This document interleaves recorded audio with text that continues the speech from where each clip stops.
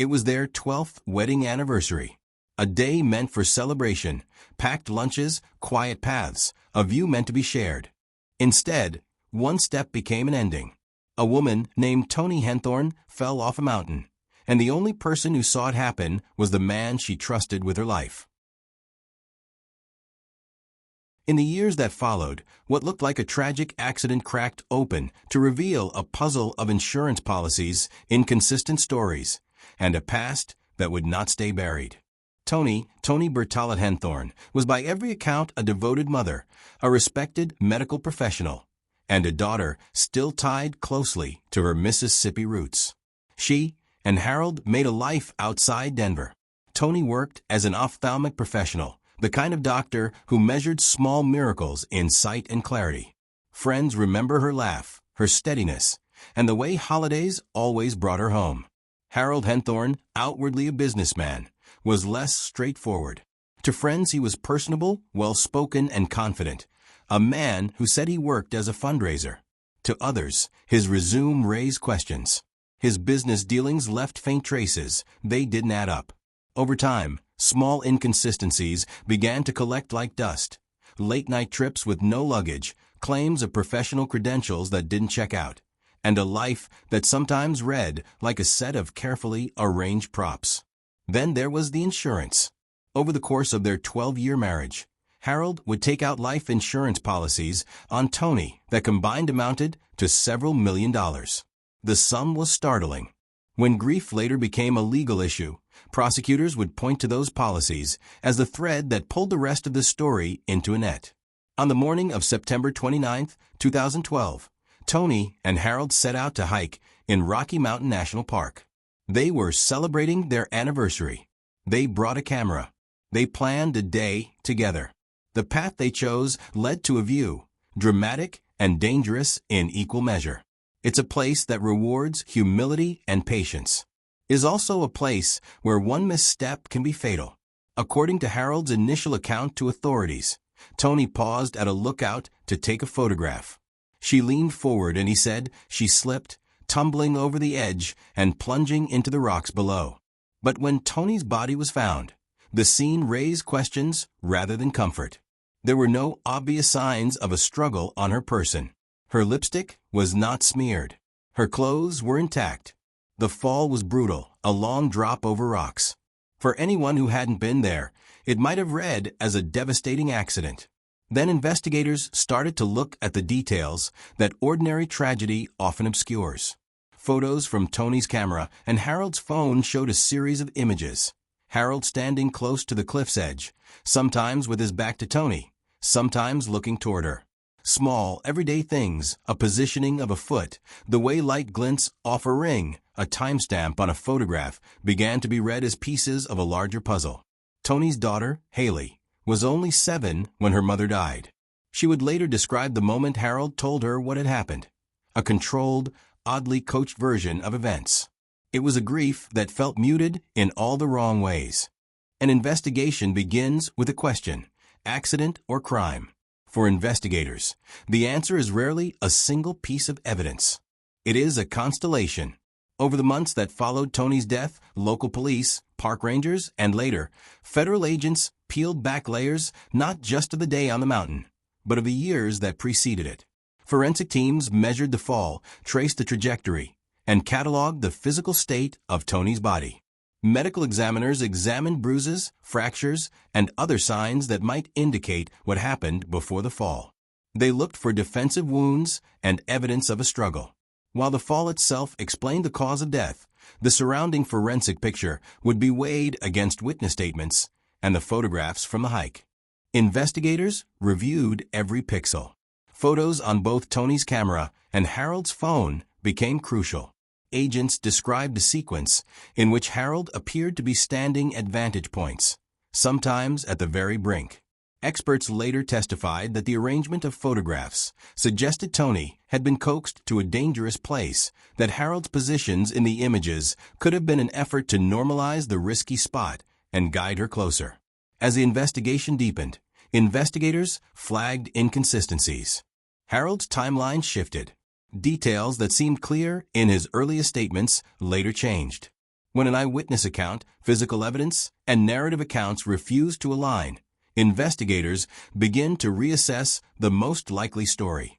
Perhaps the most consequential discovery was financial. Toni had been insured heavily. Investigators unearthed policies that, together, amounted to several $1,000,000. In the months after her death, questions arose. Who had been named as beneficiary, and when had changes been made? Motive is never the only proof in a courtroom, but it is often the lens through which actions are read. Once investigators cast their view back through Harold's history, another painful headline emerged. His first wife, Lynn, had died years earlier in a strange and tragic accident crushed by a vehicle jack while changing a tire. Authorities reopened that file not to conflate the two deaths, but because, sometimes, patterns have meaning. The presence of a second suspicious death put new weight behind the inquiry into Toni's fall. By late 2014, after a multi-agency investigation that included the National Park Service Investigative Services Branch and the FBI, a federal grand jury indicted Harold Henthorn on charges of first-degree murder in Toni's death.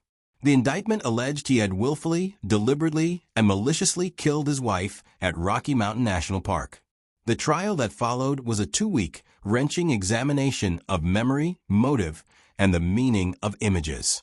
Prosecutors walked the jury through the photographs, the timeline inconsistencies, and the insurance policies.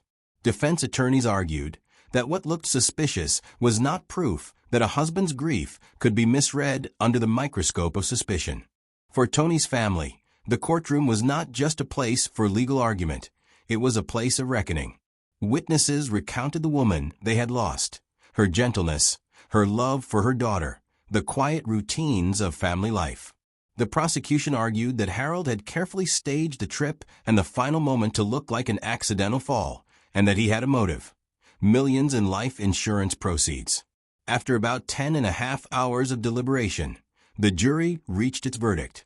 In September 2015, a federal jury found Harold Henthorn guilty of first-degree murder in the death of his wife, Toni. He was sentenced to life in federal prison. Prosecutors had argued the life insurance policies and the inconsistencies in his account, along with the photographic evidence, were enough to show he had killed Toni to collect the financial benefit. Harold maintained his innocence. Harold's arrest followed an extensive investigation. The FBI, the National Park Service, and local authorities worked in concert to bring the case forward, saying the evidence supported a charge of first-degree murder.